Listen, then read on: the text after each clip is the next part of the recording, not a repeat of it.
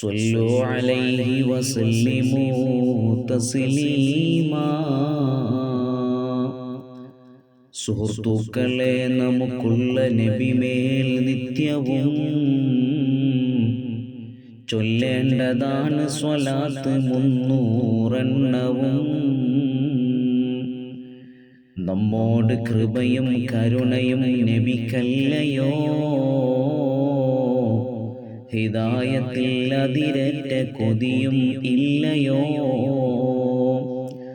നാം ബുദ്ധിമുട്ടെന്നറിഞ്ഞാൽ ക്ലേശമാ, ഇവയൊക്കെ ഖുർആൻ തന്നെ തൗബയുടന്ത്യമാ. നബിയുണ്ട് എങ്കിൽ അത് അമാനെന്നല്ലയോ, ഇല്ലെങ്കിൽ ഇസ്തിഗ്ഫാറു മതിയെന്നല്ലയോ. അൻഫാലു നോക്കതിൽ റബ്ബുണർത്തുന്നില്ലയോ, 33-ാം ആയത്തിൽ തന്നല്ലയോ. സുന്നത്തുകൾ എന്താ വളർത്തുന്നില്ലയോ, തിരുമുസ്തഫ ജീവിച്ച ഫലം തന്നല്ലയോ.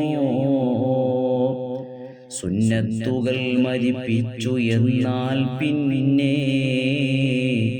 ആപത്തുകൾ ചൊരിയുന്ന കാലം തന്നെ. സുന്നത്തുകൾ മരിപ്പിച്ചു എന്നാൽ പിന്നെ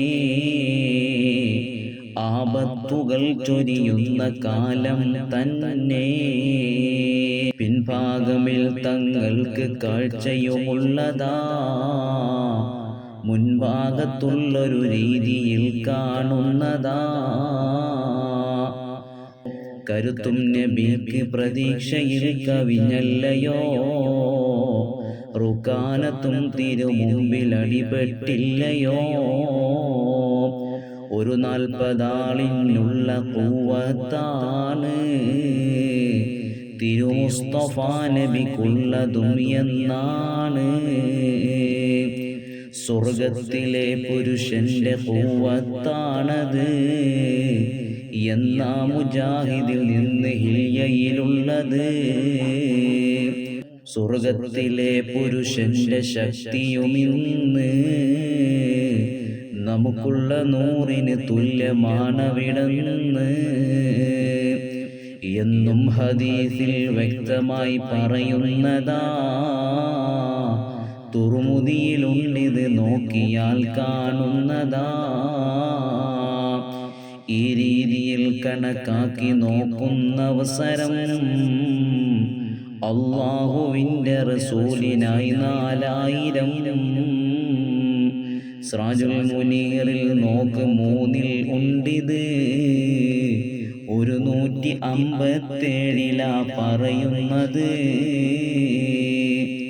ഇരു കണ്ണുകൾ ഉറങ്ങുന്നു എന്നാൽ തന്നെയും ബഹുമാന ഖൽബിനുറക്കമില്ല തീരെയും.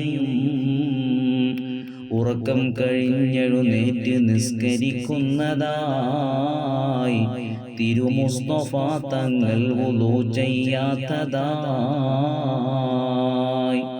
എന്ന് ഇബ്നു അബ്ബാസ് എന്നവർ പറയുന്നതായി കാണുന്നു. ശിഫയിൽ നോക്ക് 55-ലായി. സ്വർഗത്തിലെല്ലാം നബി അബീന ആദമേ, അബൂ മുഹമ്മദ് എന്ന് വിളിയുണ്ടാകുമേ എന്ന് ഇബ്നു അബ്ബാസ് എന്നവർ പറയുന്നതായി കാണുന്നു. ശിഫയിൽ നോക്ക് 55-ലായി. നബിയോട് സ്നേഹം ഏറ്റണേ, കുറക്കല്ലേ, അത് നൽകലും യാ റബ്ബനാ നിനക്കല്ലേ. ഗുണവും നബിക്കു ചൊരിക്കലും പതിവല്ലേ, പതിവിൽ കവിഞ്ഞ് ചൊരിക്കണേ ഹദ്ദില്ലേ.